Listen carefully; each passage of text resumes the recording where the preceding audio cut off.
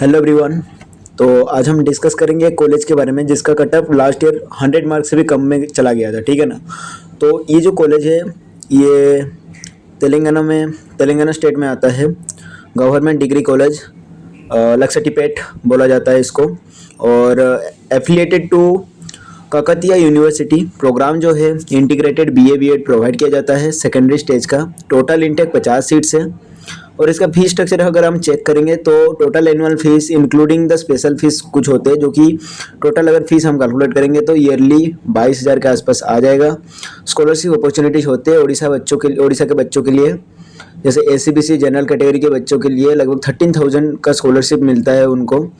और जो SC ST candidate होते हैं उनको भी जैसे स्टेट का स्कॉलरशिप होता है और कुछ गवर्नमेंट स्कॉलरशिप भी होता है, वो मिलता है। फॉर द एलिजिबल स्टूडेंट में apply for the scholarship available through. वही बात है, अगर बाकी दूसरे जगह के स्टूडेंट की अगर बात करें तो NSP के थ्रू स्कॉलरशिप रिसीव करते हैं। हॉस्टल फैसिलिटी की बात करें तो सबके लिए हॉस्टल नहीं होता, लेकिन उड़ीसा स्टूडेंट के लिए सेपरेट हॉस्टल एकोमोडेशन होता है जनरली। और इसके हॉस्टल के रिलेटेड देखो प्रॉपर इन्फॉर्मेशन मोस्ट प्रोबेबली तुमको वेबसाइट विजिट करने पर भी मिलेगा, क्योंकि मुझे ज़्यादातर इन्फॉर्मेशन हॉस्टल के रिलेटेड नहीं मिल रहा था। बाकी इतना है कि जो फी स्ट्रक्चर है टोटल ईयरली 22,000 है, और उसमें मेस और हॉस्टल इंक्लूडेड नहीं है।